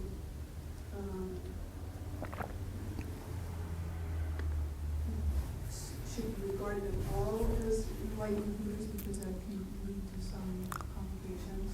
When we do Guru Yoga practice and we see Vajradhara in the form of one's own root guru, that root guru would be the enlightened mind of the root guru, the enlightened root guru. So if one has been fortunate in receiving, let's say, the transmissions, and one, even if one has not realized, but in that pointing out, one may have glimpsed the pointing out instructions, the meaning of the pointing out instructions, you have established a very strong connection, heart connection to that teacher, and therefore you can visualize his face in the visualization of the Guru in the form of Vajradhara. That is what is meant. In the absence of not having established that strong connection with anyone, let's say no pointing out instruction has been received, and even if one has been given pointing out, one did not understand what it was, then that does not really establish the authentic root guru relationship, or let's say the same person. Now, in our lives these days, one thing, as the text says, is receiving instructions from all teachers, knowing and being able to really have a deepened sense of understanding. But then often life and karma does come in a way where we begin to have much more closer relationship to particular teachers, because that's the lineage you practice. And so if your lineage, main lineage, is, where do you practice? Here. If your main lineage is Dunjum Tersar, for example, then Dunjum Rinpoche or Jetsun Rinpoche would be the main person, main teacher, who could be your root teacher, as well as could be your main teacher, because that's the lineage you practice. So it doesn't become, there is no problem. For example, you could do, let's say, a practice of the Kaju lineage, and in the mind arises Padmasambhava. There's no harm in that. Khensur Rinpoche arises, there's no harm in that. But on the other hand, as you do the text and the practices, particularly sadhana practices, you receive from a particular lineage, and that teacher belongs to that lineage. So that would be the main teacher that you would visualize within that context of whichever practices you are doing at that moment. And then on the third level would be any heart connection that you feel that inspires you best, and that's also possible. So on the very beginning levels, we have many teachers with whom we feel a great connection to. For example, when we receive teachings from many people. And if I were to sit here and sort of sense the presence of the teachers, it might all come into Padmasambhava and remain there. It might come into my own root teacher at that time. At the same time, a particular text that I may be doing, which I received from a particular teacher, and then if we are doing Kunzang Todi, for example, Tuku Ujien Rinpoche spontaneously arises in one's own mind. And that's the teachings that we receive from him. And therefore, that's again how it is. And in the essence of the teachers, it's not different. They are saying the same thing. It's my own mind and my own discrimination that I keep saying this is here and that is there and this one is here and that is here. That's my problem, isn't it? And so in the essence, that is not so. But when that root guru and the heart connection comes about, one of the blessings of really meeting with that right moment of the root guru is that at that moment, from that moment, the actual disintegration of all these different questions that we have about the guru no longer has any relevance. A natural ability to dissolve, a sense of who the very chief essence of the root guru is, much more spontaneously arises. It's not necessary at that moment to reconfirm or to confirm that this is the person. Mind naturally has a much more spontaneous presence, where even if you briefly rest for a moment, that person's face, that teacher's face, arises much more easily. If that is not happening, then it's much better to have some sense of equilibrium of placing all teachers in the same level and thanking or being grateful for all the compassionate activities and blessings and teachings that one has received, and gathering them to the main teacher from whom you receive teachings. And in the absence of that, Padmasambhava or Vajradhara, being able to simply have that presence of their mind in the form of Vajradhara and Padmasambhava, that is much more better to do. And here, since we have so many teachers coming through on a regular basis, we have several main teachers, if one of them, this is hypothetical, if some doubt arises about one of these points, and you've already, made some kind of commitment or several years, then what would be the way to handle that? The best way is to walk up to that person and talk about it. It's always the best. As a teacher, anyone who sits on this throne, one should know that you are and you should be accessible to any opinion of the person, and therefore walk up to the person, clarify that doubt. And if it's not clarifiable? It should be clarifiable. If it is not clarifiable, a distance is always better, because oftentimes we may not know the full story behind any situation. That's always a fact that you need to keep in mind.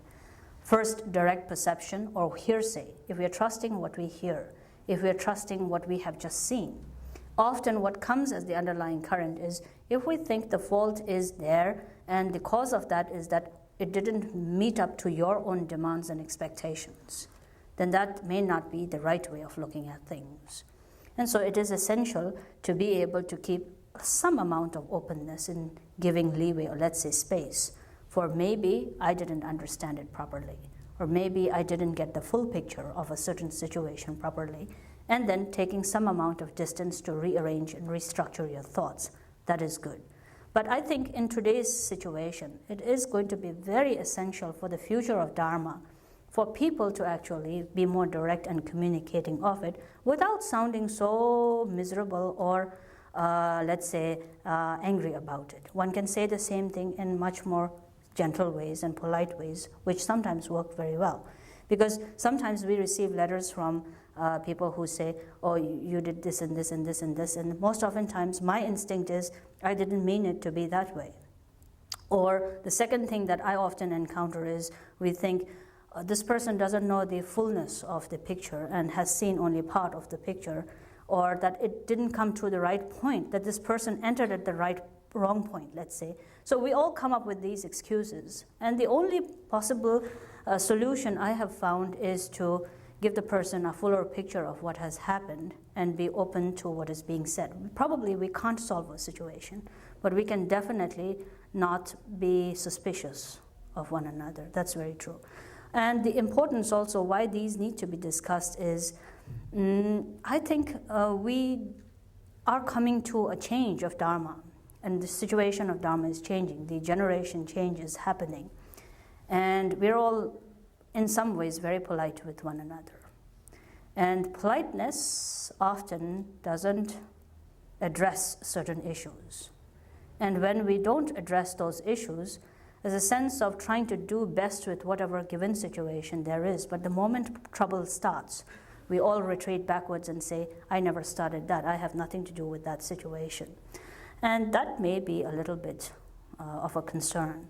So gauge the situations properly. If a situation is much more personal, then you can work with it more directly.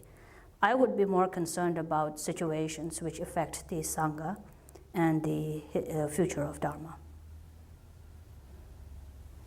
Yes?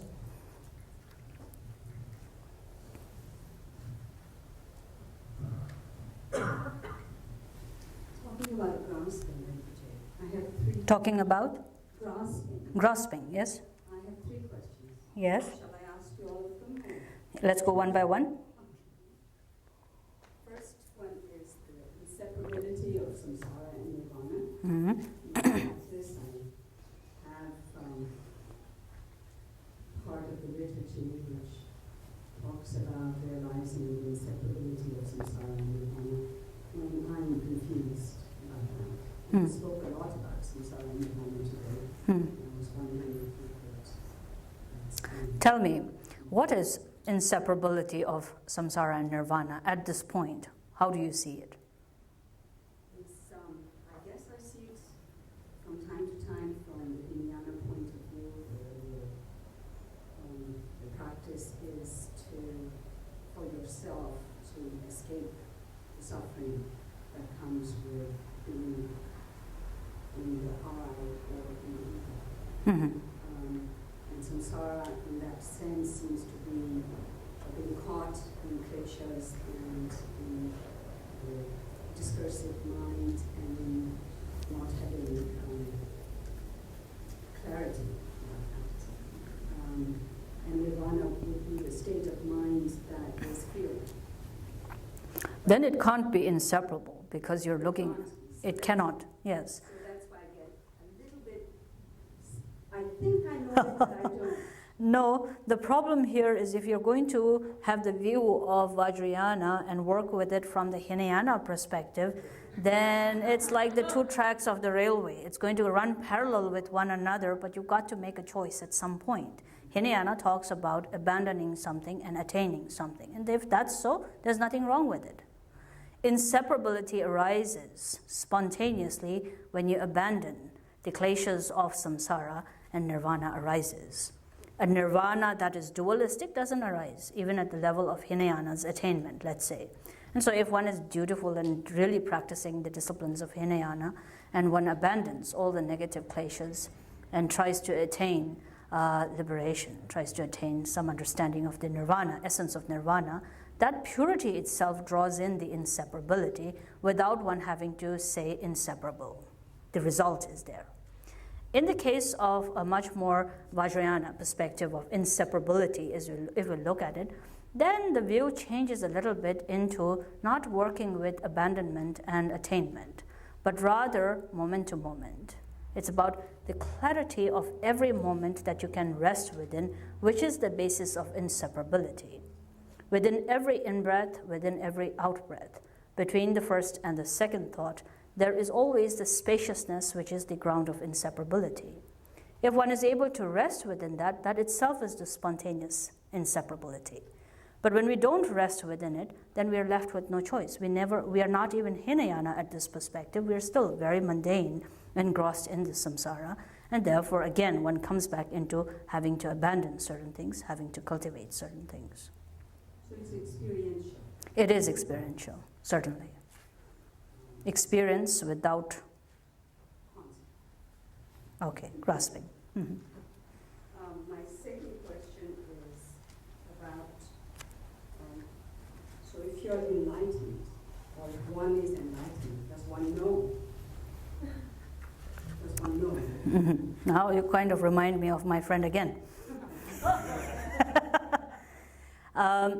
Absolute exhaustion of any duality arises with the brilliance. And often the translations that we use the word cognizance. But cognizance that is still referential in our conceptual way of understanding, a cognizance which knows I am enlightened, that is not the kind of cognizance we are talking about. When we talk about cognizance, it's fearlessness. It's a sense of absolute confidence that is without any mental interpretations of that moment. Such an awareness we can talk about. Therefore, within the Dzogchen Mahamudra, and particularly the Dzogchen tradition, we do talk about union of luminosity and emptiness. Expansiveness of emptiness, because that is the essence of exhaustion. But that exhaustion always arising with the brilliance of wisdom. Wisdom, if it is thought, then that's our own conceptual understanding of what wisdom is. But if wisdom is seen more as luminous brilliance, then it should be okay. I would love to have it.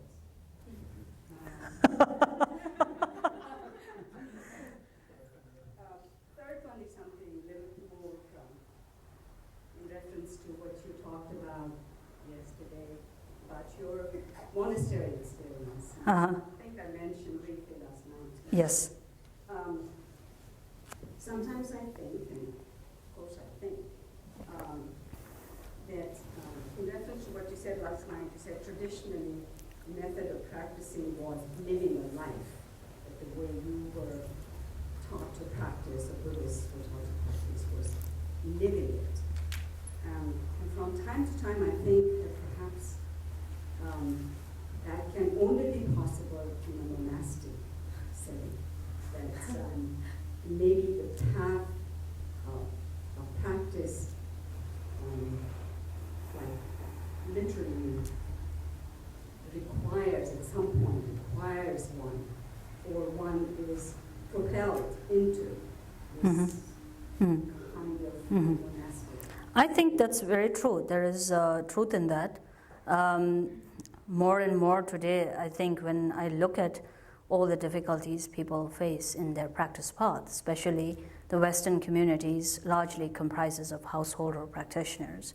And people, even truthfully speaking, the amount of diligence that you all have, Tibetans can never compare with that diligence. Maybe teachers don't often say that because you might become proud of it, is probably what they think about it. But you know, and as well as we do appreciate that the amount of dedication that is exerted, diligence that is exerted, Tibetans don't do that much. Monks and nuns perhaps do, but lay people don't do that. That's always very unfortunate, something that we always need to address and work with.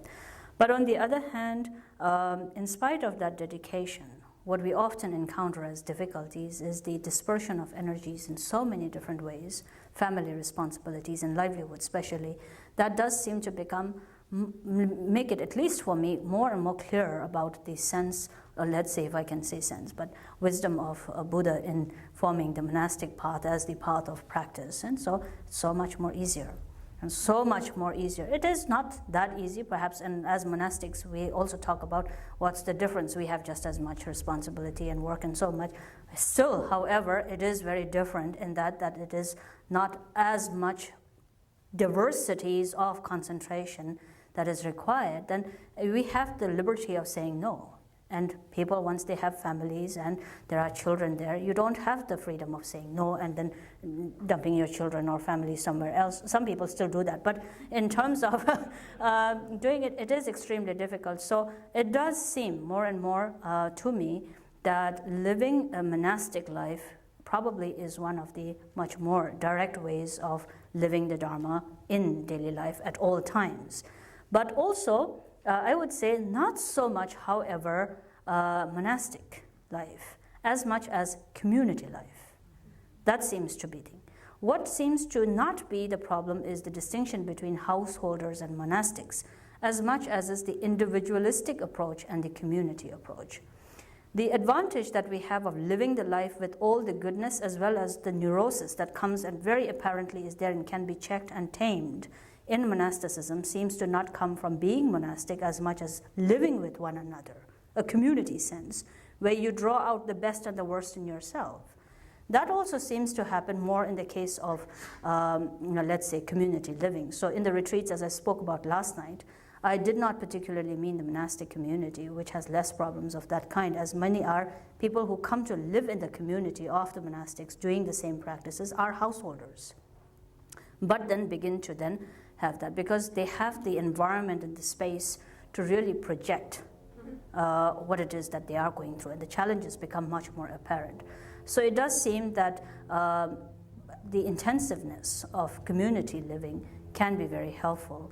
And so far, the West has always been very individualistic. But now, with more and more land centers that are coming up, such as Gomde, for example, and teachers are coming for longer periods of time, a month at a time, for example, where people live in not so comfortable conditions, also seems to be a good way of working with that community living and seeing who we are as a person, living on the land, living as a practitioner.